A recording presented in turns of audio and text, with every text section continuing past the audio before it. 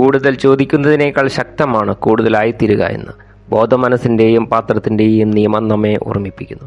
കൂടുതൽ വെള്ളത്തിനായി ആരും പിന്നാലെ പോകേണ്ടതില്ല. അവർക്ക് വേണ്ടതൊരു വലിയ പാത്രമായി മാറാൻ മാത്രമാണ്. നിങ്ങൾ വലിയ സമ്പത്ത് ആഗ്രഹിക്കുന്നുണ്ടെങ്കിൽ, നിങ്ങൾക്കത് വേണമെങ്കിൽ ചിന്തയിൽ സമ്പന്നരാകുക.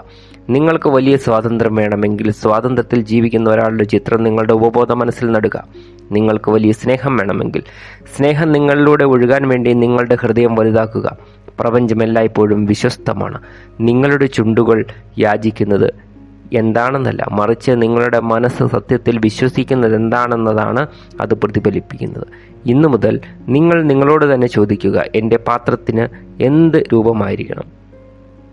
തുടർന്ന് ഉദാത്തമായ ചിന്തകൾ, നന്ദി, സമൃദ്ധിയുടെ പുതിയ ചിത്രങ്ങൾ എന്നിവയാൽ അതിനെ വലുതാക്കാൻ ശ്രമിക്കുക. സുവർണ താക്കോൽ പരിശീലിക്കുക.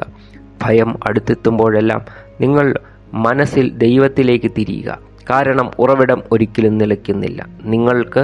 നിങ്ങൾ വാതിൽ തുറക്കണം എന്നത് മാത്രമാണ് ആവശ്യം. നിങ്ങൾ അങ്ങനെ ചെയ്യുമ്പോൾ ഒരു മുഴുവൻ നദി തന്നെ കാത്തിരിക്കുന്നുണ്ടായിരുന്നല്ലോ എന്ന് കണ്ട് നിങ്ങൾ അത്ഭുതപ്പെടും. ഇന്നു മുതലല്ല, ആദ്യം മുതലേ ഉറവിടത്തിൻ്റെ യഥാർത്ഥ ചിത്രം ദൈവം ഇഷ്ടം പോലെ നിധി വിതരണം ചെയ്യുന്ന വിദൂര സിംഹാസനത്തിലിരിക്കുന്ന ഒരു രാജാവല്ല, ദൈവം തന്നെയാണ് ആ വിതരണം. മതിയായതിൻ്റെ ശാശ്വത തത്വം. സൂര്യൻ പ്രകാശിക്കുമ്പോൾ അതൊരാൾക്ക് ഒരൊറ്റ കിരണം നൽകുകയും മറ്റൊരാൾക്ക് തടഞ്ഞു വയ്ക്കുകയും ചെയ്യുന്നില്ല. അത് എന്താണോ അത് അങ്ങനെ തന്നെ നിലനിൽക്കുന്നു. പ്രകാശത്തിൻ്റെ തുടർച്ചയായ പ്രവാഹമാണിത്. ദിവ്യമായ കാര്യത്തിലും അത് അങ്ങനെ തന്നെയാണ്. അവിടുന്ന് ഒരു ഔദാര്യമായി സമ്പത്ത് വിതരണം ചെയ്യുന്നില്ല. അവിടുന്ന് ചലനത്തിലുള്ള സമൃദ്ധിയാണ്. ആ സമൃദ്ധിയുടെ ചാനലുകളായിരിക്കാൻ വേണ്ടിയാണ് നമ്മെ രൂപപ്പെടുത്തിയിരിക്കുന്നത്. കുറവ് ഒരിക്കലും ദൈവത്തിൻ്റെ സ്വഭാവമായിരുന്നില്ല. അത് അവിടുത്തേക്കുള്ളതല്ല, അത് അവിടുത്തെ പദ്ധതിയുമല്ല. അതൊരു ക്രൂരമായ പരീക്ഷണമായി മാറുന്നുമില്ല. കുറവ് എന്നത് അതിൻ്റെ അവകാശം മറന്നുപോയ മനുഷ്യൻ്റെ ബോധമനസ്സിൻ്റെ സന്തതി മാത്രമാണ്. തൻ്റെ പിതാവിൻ്റെ വീട്ടിൽ നിന്ന് അലഞ്ഞു തിരിഞ്ഞ് ദാരിദ്ര്യത്തിൽ ജീവിച്ച എന്നിട്ടും ഒരു അവകാശിയായിരുന്ന ധൂർത്തപുത്രനെ പോലെ നമ്മളും പലപ്പോഴും ഇരുട്ടിൽ നടന്നിട്ടുണ്ട്. നമ്മെ ഉപേക്ഷിച്ചുവെന്ന് വിശ്വസിച്ചിട്ടുണ്ട്. ജീവിതം ഇടുങ്ങിയതും പരിമിതവുമാണെന്ന് വിശ്വസിച്ചിട്ടുണ്ട്. ഈ മറവി ഒരു മിഥ്യാലോകം സ്ഥാപിച്ചു. അവിടെ മനുഷ്യർ ഫലത്തെ കാരണമായി തെറ്റിദ്ധരിക്കുന്നു. ഭൗതികമായ ഉറവിടമെന്ന് സങ്കല്പിക്കുന്നു. ഭൗതികം വെറും ഫലം മാത്രമായിരിക്കുമ്പോൾ ഭൂമിയുടെ എല്ലാ ജീവജാലങ്ങളുടെയും മേൽ മനുഷ്യനാധിപത്യം നൽകി എന്നുള്ള ഉത്പത്തി പ്രഖ്യാപിക്കുമ്പോൾ ആ കൽപ്പന ശക്തിയെക്കുറിച്ചായിരുന്നില്ല, മേധാവിത്വത്തെക്കുറിച്ചായിരുന്നില്ല, കൈവശം വയ്ക്കുന്നതിനെക്കുറിച്ചോ ആയിരുന്നില്ല. അത് ചിന്തയുടെ ക്രമീകരണത്തിലൂടെയുള്ള ഭരണത്തെക്കുറിച്ചായിരുന്നു. ഭരിക്കുക എന്നതിനർത്ഥം ശരിയായ ചിന്തയിലൂടെ, തത്വവുമായി അചഞ്ചലമായ യോജിപ്പിലൂടെ ജീവിതത്തെ കീഴടക്കുക എന്നതാണ്. ചിന്ത ക്രമത്തിലാകുമ്പോൾ, ഉറവിടത്തിൻ്റെ പൂർണ്ണതയിലുള്ള വിശ്വാസത്താൽ മനസ്സ് നിറയുമ്പോൾ ഭൗതിക ലോകം അനുസരിച്ചേ മതിയാവും. ഇതാണ് പ്രതിഫലന നിയമം. പ്രപഞ്ചം പുറത്തുനിന്ന് അകത്തേക്കല്ല നീങ്ങുന്നത്, മറിച്ച് അകത്തുനിന്ന് പുറത്തേക്കാണ്.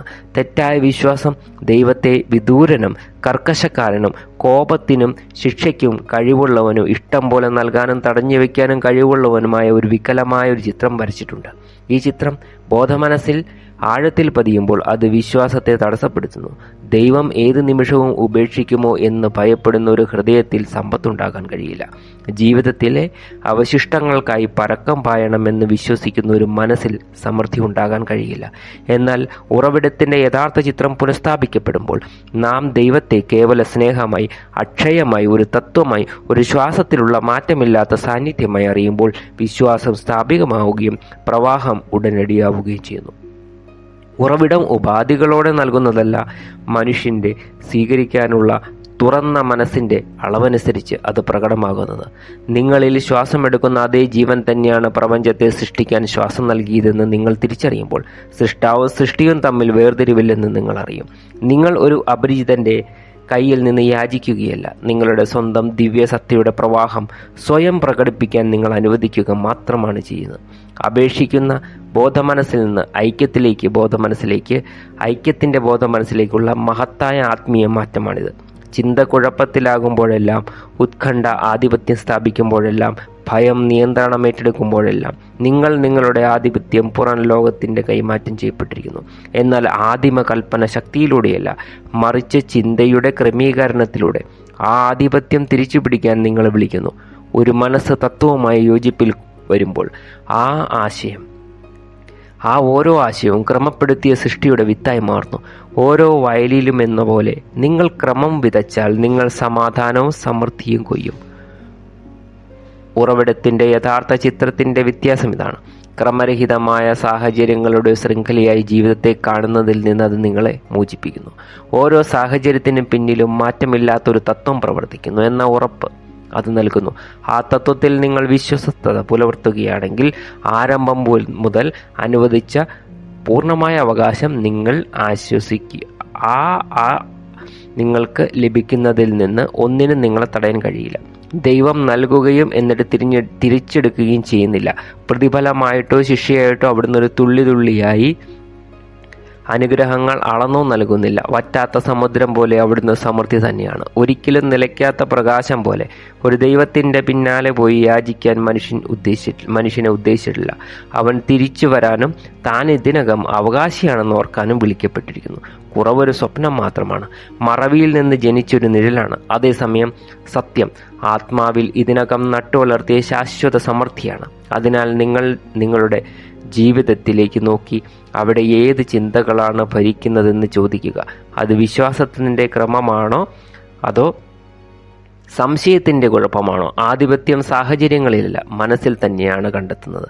ദൈവം സംസാരിച്ചു, ആധിപത്യം സ്ഥാപിക്കുക. അതിനർത്ഥം നിങ്ങളുടെ ചിന്തയെ ഭരിക്കുക എന്നതാണ്. അകത്തുനിന്ന് നിങ്ങളുടെ ജീവിതം ഭരിക്കുക.